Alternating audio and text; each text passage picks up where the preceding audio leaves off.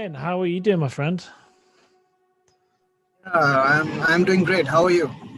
All right, I've just got to make sure I take my work pass off. uh, Good. So, how did you hear about the Isolation Film Festival? I got to hear about it from Instagram. Okay. And yeah, so one of the people who got selected in the festival, he shared about it, and I got to know about it. And the deadline was there, and so I thought, let's apply. Yeah, it happened. And can you tell us? Obviously, I've seen your film a couple of times or so.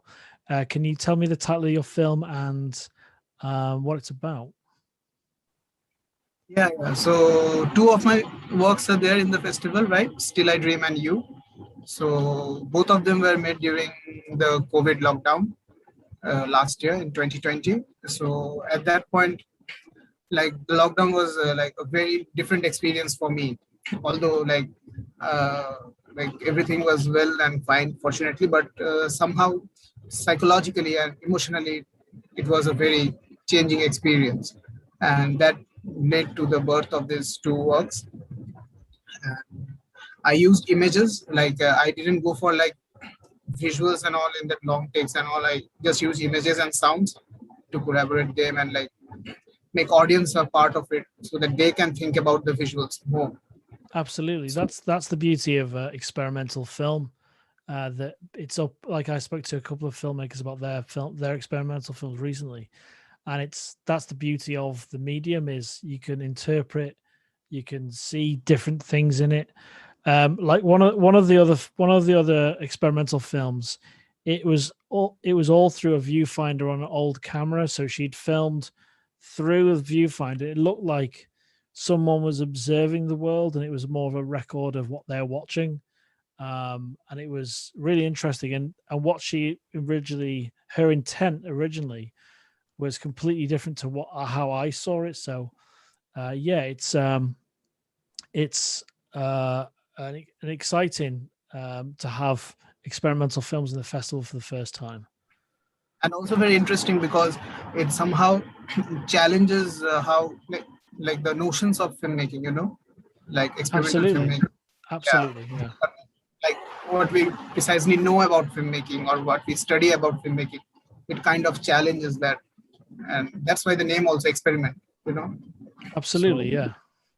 So, what did you shoot? How did you? Can you tell me a little bit about the mechanics and the technical backgrounds of the two films? yeah, sure. About the movie, like how I made it, like the Yeah, technical yeah, stuff. yeah, absolutely, yeah. Yeah, okay. So in Still I Dream, so during the lockdown, I was like clicking many pictures, of my house, and like I was really feeling futile, like all these deaths and all, and like suddenly I had this thought that what if I die tomorrow? So so that was the thought always sticking in my mind, and so I delved deeper and deeper. I was reading also at that time, you know and kind of I became like I was trying to come to terms with myself emotionally. I'm very emotionally dependent on others. I was, but during this lockdown I tried to come to terms with myself, and so that led to some images. Like I was clicking with my mobile phone some images, and then I kind of edited and kept it, and I thought let's weave it together with sound. And that kind of, when I weaved it, and there's like the if you see the sequence of images, it's like a question and an answer that leads to a further question. Like first it starts with death and the image of a dead lizard and a dead butterfly that's been carried by ants, and then there is like a person in a shroud shouting and then in a calm position. So like the death is asking that what you can do, and then again he's saying that I don't know what I can do. So that a question and an answer and a question, and in that format it goes. So that's Yeah, the thing. I love the way you presented the film, and I understood a certain amount of that. I kind of saw that what you were saying with your film, and it's your film that has the photos of the cats on the wall. Is that right? Yeah. It has the Yeah, photos of the walls. yeah. I really enjoyed how you put the film together, and it's the kind of experimental film that I really enjoy, where you can see it on a two dimension, you can see it on a screen on the internet, and then you could also see it in how a lot of experimental films are shown in a gallery or projected onto something. I think it worked really, really well. So what did you shoot the photos on? Was it your phone or? Yeah, so it was my phone. It was my Android phone. I was shooting on it.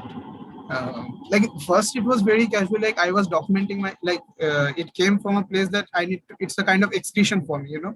Like it's within me. I need to take it out. Otherwise, I can't live in sanity. So it's Yeah, kind of so it's kind of excretion process, like how yeah, you excrete your emotions. So I think films are a great medium of excretion. Like absolutely. excretion Yeah, is we always connected. There is a like always a negative connotation with excretion, like you know, but like just the way we excrete grief, like we cry, and that again then gives the calm, the sense of calmness. So like when we make also things, when we photograph, when we make films, after that also we feel good, like we feel okay, like I've said it. absolutely. Like you're getting your message across, how you feel, how you're navigating the COVID situation, how you're navigating life. That form of expression is really kind of clear in your two films, and yeah, it's a good way to kind of focus your energy, focus your creativity, and it's a pleasant distraction to what's going on in the world. Or not only a distraction also, it also makes us view reality in a different way. Like Yeah, I'm also viewing reality like distraction to a certain point. Yes, I am taking refuge in that photographs are in that process, you know, like cutting off myself. But again, like how much can you cut off from the real? Like you have to come back, like you can't really escape from it. And like yeah, art kind of blooms in the real, I believe. Like it's my take on it, people may differ, but it kind of blooms in the real, in the chaos, the chaotic mess. And like yeah. I can't work in a very disciplined manner, you know, like I don't know how it sounds, but you know, like in a very organized and in a very process, you know, it has to be like haphazard, it has to be chaotic. Like chaos is the thread to the invention. So that how it works. Yeah, I absolutely totally agree with you, and see that in your work. And um whereabouts are you at the moment? Are you at home, or are you isolating with someone else, or Yeah. Please repeat your question. so where are you kind of isolating at the moment? Where are you exactly? No, no, in my home only. I was in my home. Fortunately, I also got mild COVID. You know, like so at that point I was like, this year. That was not in 2020 when I made this works, but it was this year when I was like completely isolated. Like I was in a separate room in my home only, but in a separate room. Like people were maintaining a certain distance and all. So yeah, but it was mild, so I kind of recovered quickly. In 14 days, I was like, okay. Yeah, I got a very bad case of it in December. So on the day I was supposed to get married on December 12th, I got COVID pneumonia and I was in hospital for 2 weeks.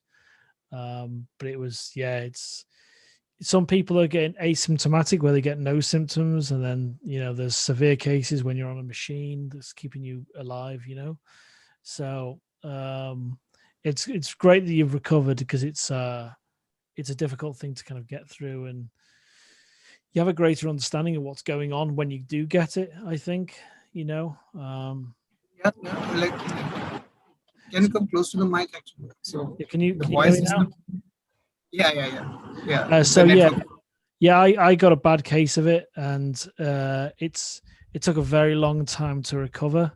So yeah, it's good that you've recovered, and you get a greater understanding, don't you, of what's going on in the world. Yeah, true. Very true.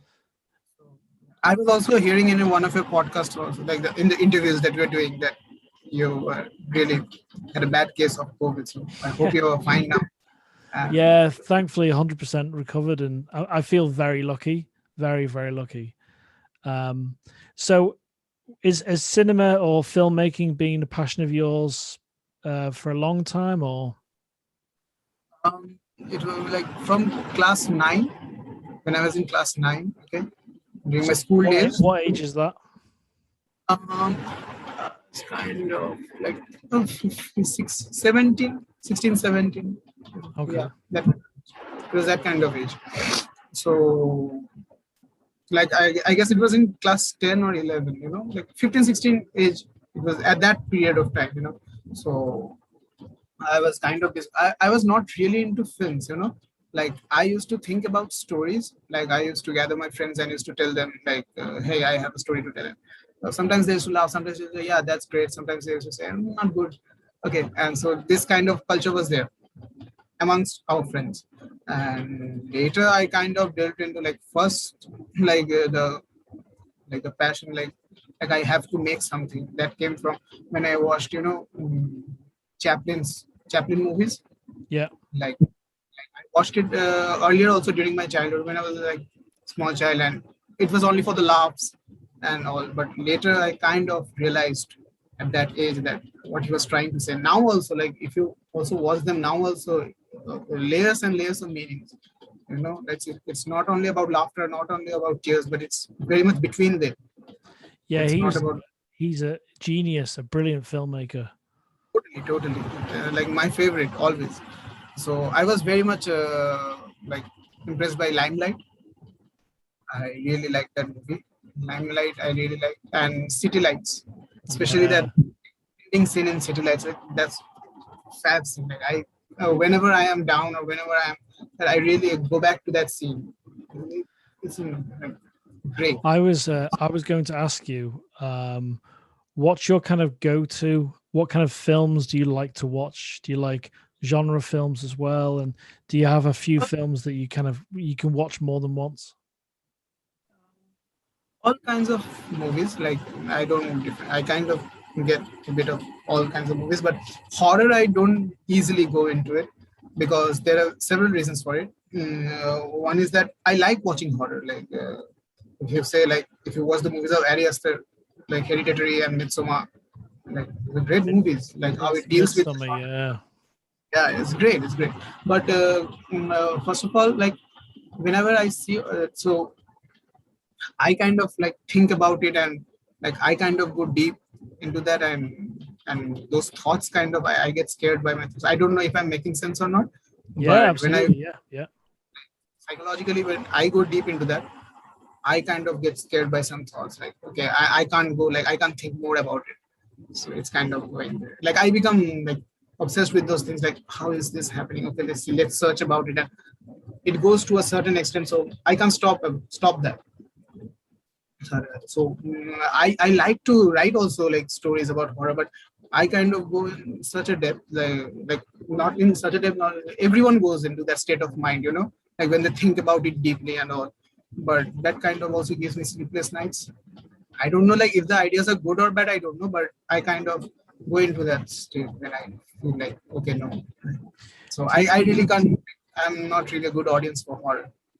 Do you So think that, you'd prefer to make horror? I would love to make horror, like a good Yeah. groundbreaking. Have you But got I any? can't. Maybe I don't know. Maybe I will make it and then okay, I will not even watch it. Also, Yeah. Well, you've got to, if you were making a horror, you'd have to watch it like 50 times just to edit it right. no, at that time the what's the mechanics behind. Also fear element also works. I will not lie. Like a fear element because from childhood only we are taught about that. Like darkness means fear, light means the body. So from childhood, if you are taught like that, if you're brought up like that, it kind of affects you. It kind of goes deep into you. So socially also like it's a matter of thought. Like we can think about it. Why this fear? Like we don't really enjoy as much as horror. Like the fear is kind of the enjoy element. Like I am getting scared, and that is the enjoyment. So that's kind of. Yeah. But I watch it. Like if it has to be really good. Like if it's horror, like not the cliche like the jump scares and all. Like Yeah. I really liked Conjuring. Conjuring was really great, but recently after that parts I saw Nun. I really didn't like it. That was So, That was poorly executed, that film. It was yeah. it was kind of an inferior, you would call it a prequel. It's an inferior part of that universe, I found. And even like images like horror movies. Like I saw the first horror movie. If I can go back, I saw was Evil Dead.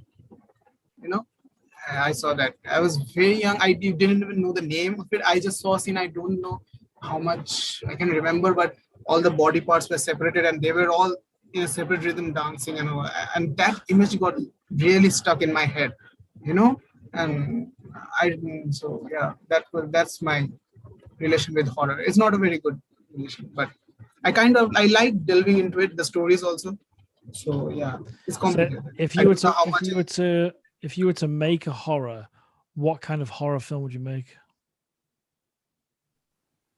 Definitely, it has to be more of in the psychological space, like not of the. It has to be like not of the supernatural, but like the natural things can also horrify you. You know, like Absolutely. my presence can also horrify you. So that's also a horrific element. You know, like horror, we kind of associate with the supernatural. So that's kind of a conventional trope. But what about the natural? The natural can also horrify us. If you think about the COVID situation also, after 10 to 20 years, if everything gets normal, when there is a horrific situation. So why you use the term horrific, right? So in what context are you using? So that's the kind of. Yeah, exactly. Yeah, there's going to be some this situation we've all been in, everyone worldwide's been in. It's going to inform creativity in a very. It's gonna be really interesting to see what comes out of this creatively for horror and for films generally. How filmmakers approach the subject as well. Um, so yeah, it's going to be, because the best way to approach what's going on now is to see the positive things that are going to come out of it. You've made two short films. I I've continued this festival for a second year. It's like you've got to see the positive things. Like I'm trying to build a small community of filmmakers that um, have a place to showcase their films, and that's what we're doing on the 26th of June.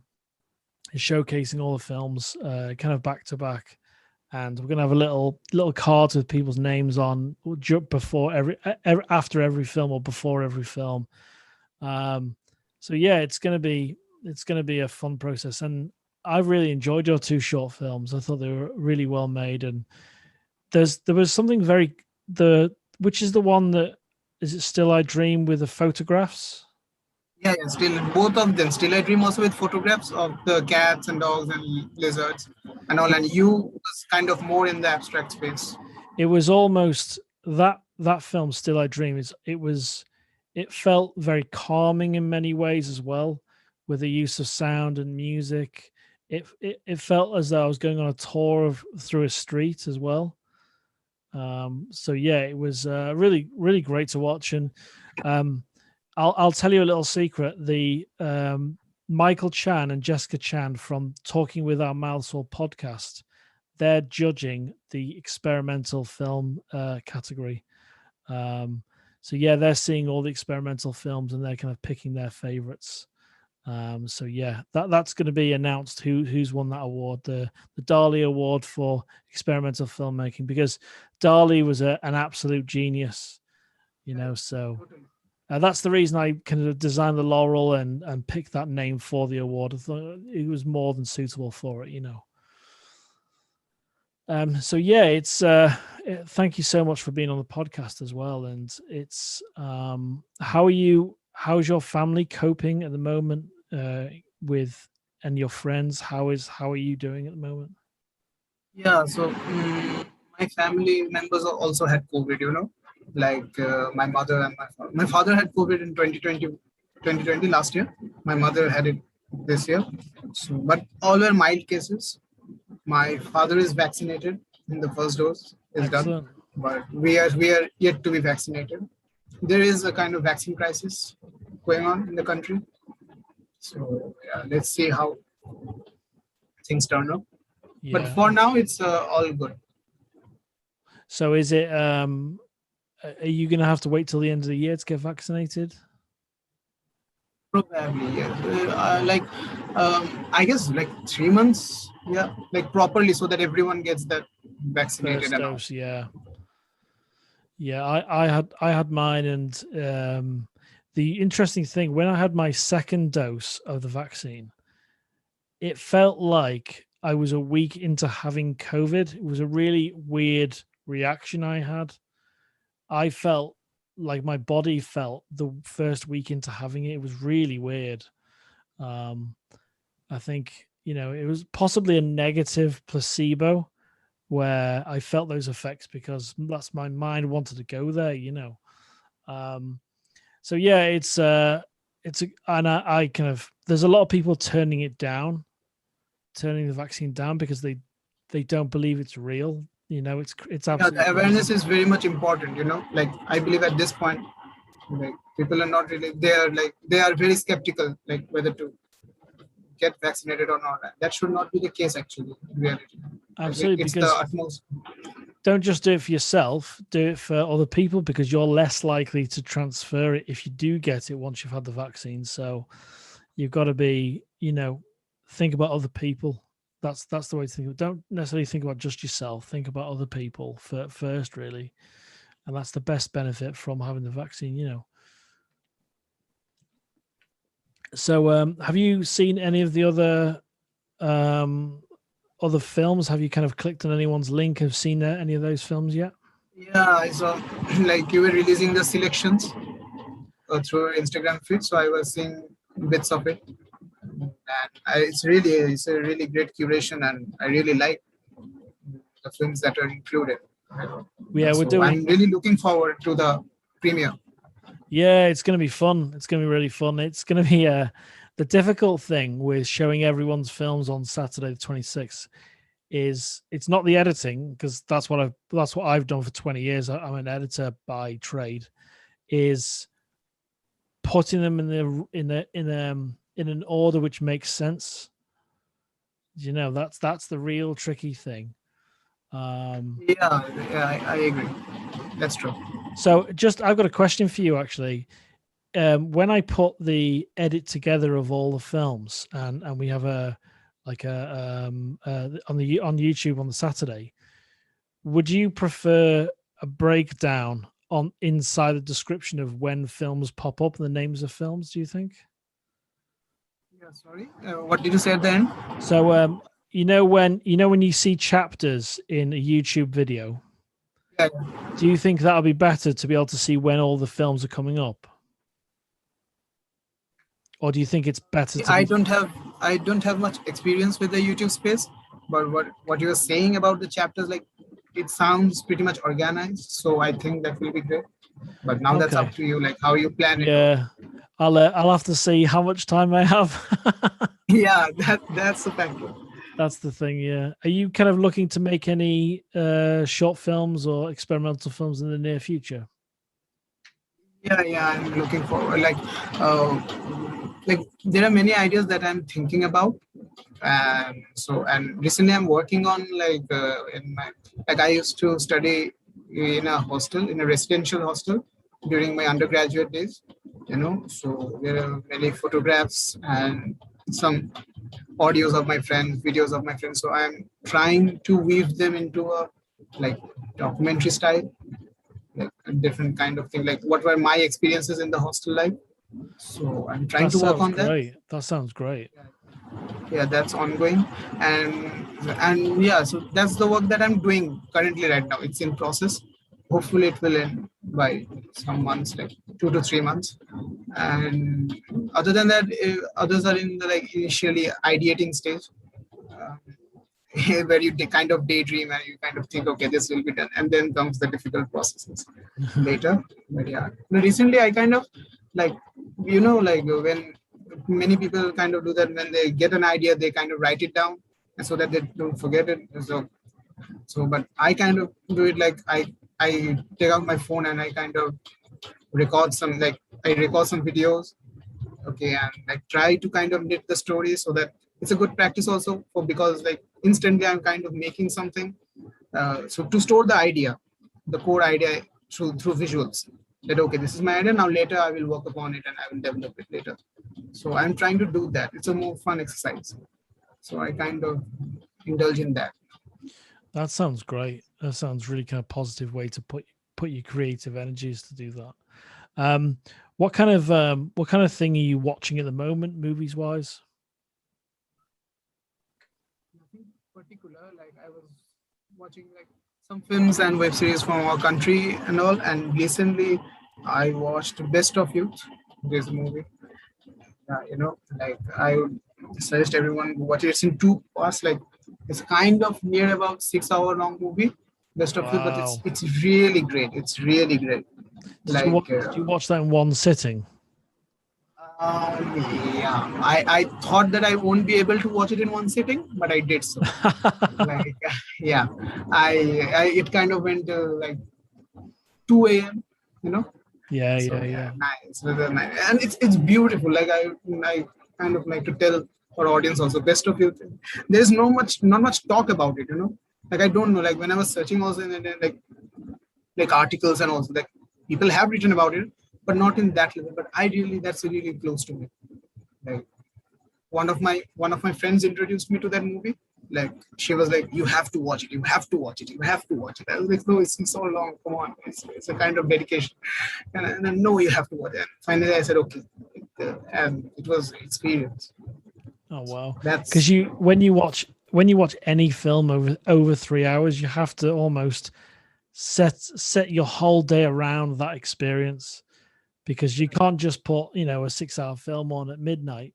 You have now to. not even 3 hours. You know, the patience level has gone so much down. You know, and Absolutely, that's yeah. kind of interesting. You know, like that's why films are becoming more shorter. I think in the future, like short films will be a big like it's now a big thing only, but later also it will be like a great, because the attention span, the Insta reels you see, the reels on Insta, the reels on Facebook, and it's like what can you do in a minute?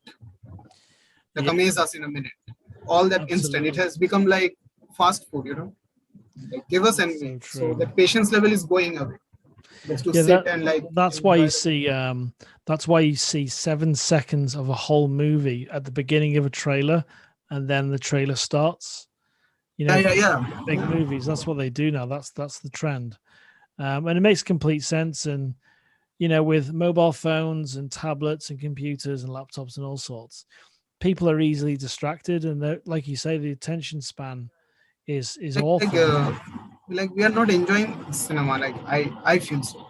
Like as a community, like earlier days also, like you kind of sit, you kind of give your time to it, and then the film also gives its time to you, the film speaks back to you. But today that kind of relation, like I don't know how much Yeah, it's there.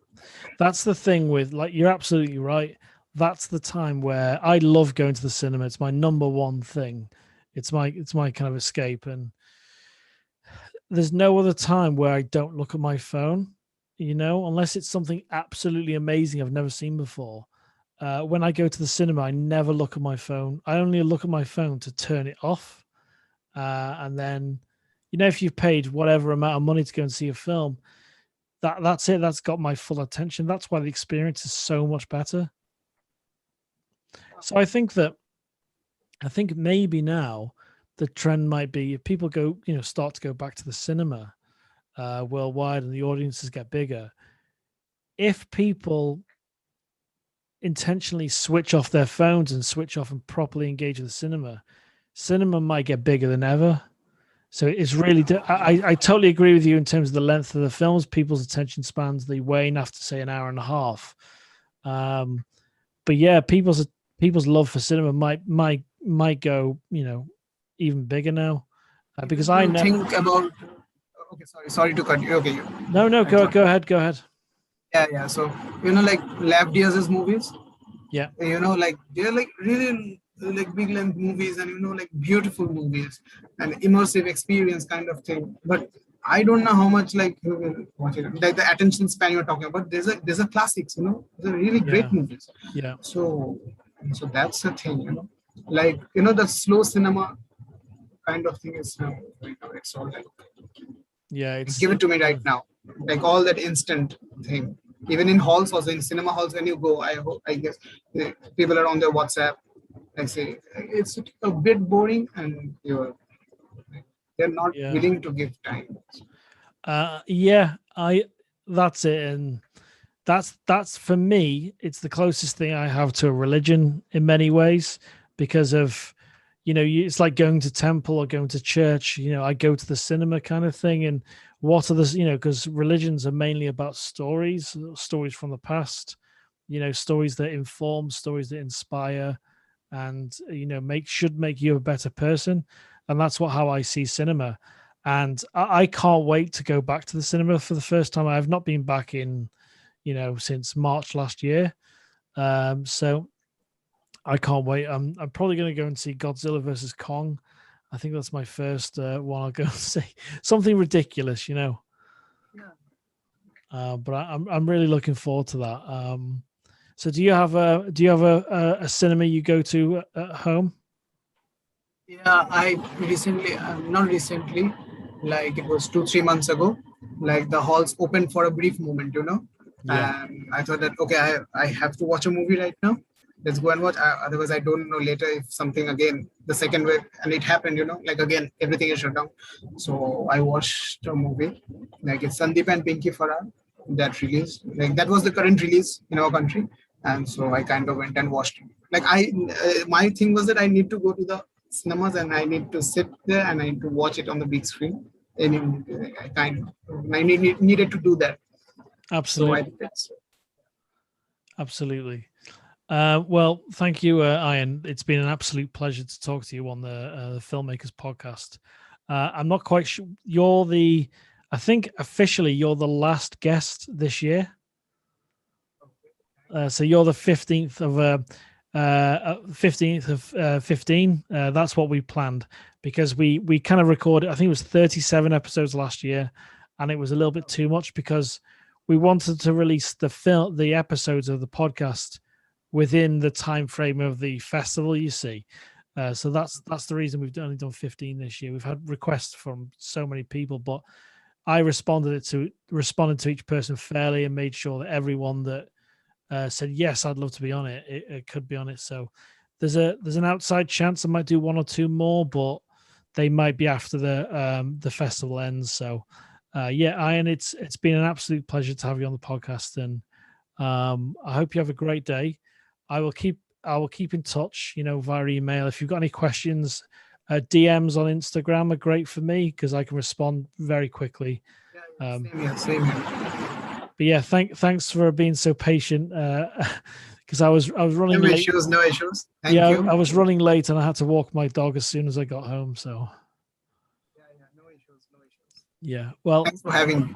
absolutely, anytime, and stay safe and stay creative as well. So Ian, thank you very much. And one little last request: if you can send me a photograph of yourself, for the posters and the things we put out. If you send me that, I can send it to you.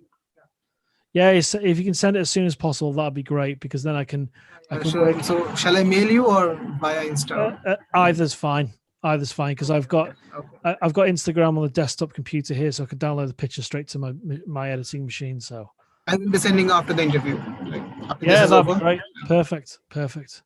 Well, thank you very much, and I'll keep in touch. Any questions, just send me a message at any time. Thanks. See you soon, my friend. Yeah. Bye. Bye bye. Bye.